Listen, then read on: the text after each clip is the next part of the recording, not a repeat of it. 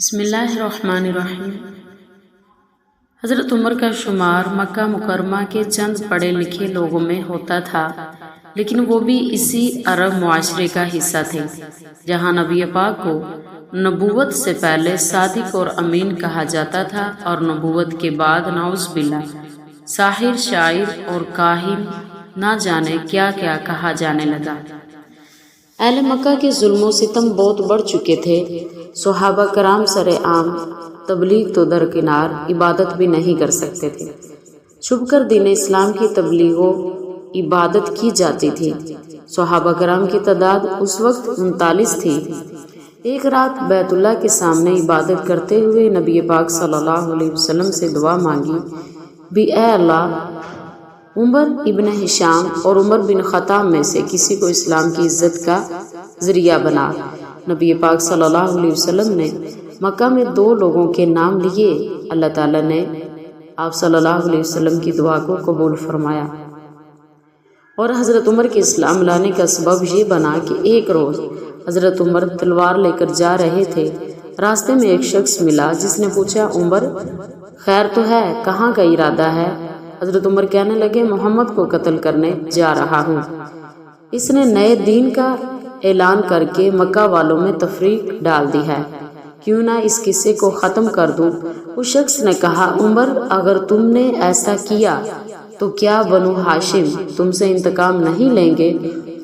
کہنے لگے، لگتا ہے کہ تم بھی اس نئے دین میں شامل ہو چکے ہو۔ انہوں نے کہا، پھر پہلے اپنے گھر کی خبر تو لو، تمہاری بہن اور بہنوئی بھی مسلمان ہو چکے ہیں۔ جلال میں نکلنے والا عمر سیدھا بہن کے گھر پہنچتا ہے۔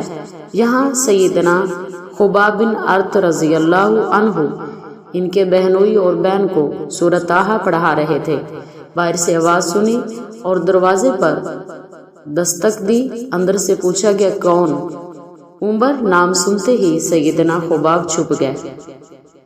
عمر نے آتے ہی پوچھا، تم لوگ کیا پڑھ رہے تھے؟ انہوں نے بات ٹالتے ہوئے کہا کہ ہم آپس میں باتیں کر رہے تھے۔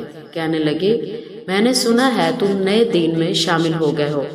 بہنوئی نے کہا کہ عمر وہ دین تیرے دین سے بہتر ہے، تو جس دین پر ہے یہ گمراہ راستہ ہے۔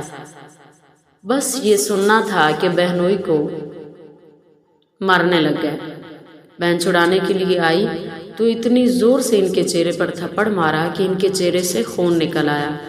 بہن کے چہرے پر خون دیکھ کر غصہ ٹھنڈا ہوا اور بہنوئی کو چھوڑ کر الگ بیٹھ گیا اور کہنے لگے، اچھا لاؤ دکھاؤ تو صحیح تم لوگ کیا پڑھ رہے تھے۔ بہن نے کہا کہ تم ابھی اس کلام کے آداب سے ناواقف ہو۔ اس کلام مقدس کے آداب ہیں، پہلے تم وضو کرو پھر دکھاؤں گی۔ انہوں نے وضو کیا اور سورۃ طٰہٰ پڑھنی شروع کی۔ یہ پڑھتے جا رہے تھے اور کلام الہی کی تاثیر قلب کو متاثر کیے جا رہی تھی۔ خباب بن ارت یہ منظر دیکھ کر باہر نکل آئے اور کہنے لگے، عمر کل رات نبی پاک صلی اللہ علیہ وسلم نے اللہ تعالیٰ سے دعا مانگی تھی بھی یا اللہ، عمر بن ہشام یا عمر بن خطاب میں سے کسی کو اسلام کی عزت کا ذریعہ بنا، یا ان میں سے کسی ایک کے ذریعے اسلام کی تائید فرما۔ اے عمر، میرے دل نے گواہی دی تھی کہ یہ دعا نبی پاک صلی اللہ علیہ وسلم کی۔ عمر بن خطاب کے حضرت خباب سے حضرت عمر کہنے لگے کہ اچھا تو مجھے بتاؤ محمد صلی اللہ علیہ وسلم کہاں ہیں؟ میں ان سے ملنا چاہتا ہوں۔ انہوں نے بتایا کہ صفا پہاڑی پر واقع ارقم رضی اللہ عنہ کے مکان میں قیام فرما رہے ہیں۔ حضرت عمر چل پڑے تو اس وقت وہاں جو صحابہ کرام کھڑے تھے، جب انہوں نے حضرت عمر کو دیکھا کہ وہ آ رہے ہیں اور ان کے ہاتھ میں ایک تلوار بھی ہے، تو اس وقت وہ گھبرائے ہوئے نبی پاک کے پاس گئے تو وہاں پر حضرت حمزہ بن عبد المطلب بھی موجود تھے۔ وہ فرمانے لگے، آنے دو، اگر ارادہ نیک ہے تو خیر ہے، اور اگر ارادہ صحیح نہیں تو میں اس کی تلوار سے اس کا کام تمام کر دوں گا۔ جب حضرت عمر نبی پاک صلی اللہ علیہ وسلم کے پاس آئے تو اس وقت آپ پر نزول وحی جاری تھی۔ چند لمحوں بعد آپ نے حضرت عمر سے فرمایا، اے عمر، تم کس چیز کا انتظار کر رہے ہو؟ کیا ابھی وقت نہیں آیا کہ تم اسلام قبول کرو؟ بس یہ سننا تھا کہ فوراً کلمہ شہادت پڑھتے ہوئے دائرہ اسلام میں داخل ہو گئے۔ صحابہ کرام نے حضرت عمر کے اسلام لانے کی خوشی میں اس زور سے نعرہ تکبیر بلند کیا کہ کعبہ کے سین میں بیٹھے ہوئے کفار و مشرکین نے بھی سنا، اور اس نعرے کی آواز سے وادی مکہ گونج اٹھی۔ پھر نبی پاک صلی اللہ علیہ وسلم نے حضرت عمر کے سینہ مبارک پر دست اقدس رکھا اور دعا فرمائی، یا اللہ اس کے سینہ میں جو کچھ میل کچیل ہو وہ دور کر دے اور اس کے بدلے ایمان سے اس کا سینہ بھر دے۔ بعد حضرت عمر نے فرمایا کہ اللہ کے نبی، کیا ہم حق پر نہیں ہیں؟ آپ صلی اللہ علیہ وسلم نے اس بات میں جواب دیا تو فرمانے لگے، پھر چھپ کر عبادت کیوں کریں؟ چلیے نا خانہ کعبہ میں چل کر عبادت کرتے ہیں۔ میں قربان جاؤں اپنے آقا صلی اللہ علیہ وسلم پر کہ انہوں نے ایسے ہی عمر کو نہیں مانگا تھا، بلکہ نگاہ نبوت دیکھ رہی تھی کہ اسلام کو عزت اور شوکت عمر کے آنے سے ہی نصیب ہوگی۔ آپ صلی اللہ علیہ وسلم نے صحابہ کرام کو 2 صفوں میں تقسیم کیا۔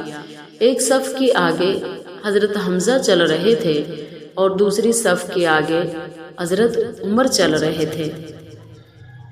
مسلمان جب خانہ کعبہ میں داخل ہوئے تو کفار مکہ نے دیکھا تو ان کی نظر حضرت حمزہ پر پڑی اور حضرت عمر پر، تو بڑے غم زدہ ہوئے، لیکن کس میں جرأت تھی کہ کوئی بولتا۔ اس دن سے مسلمانوں کے لیے تبلیغ دین میں آسانی پیدا ہوئی،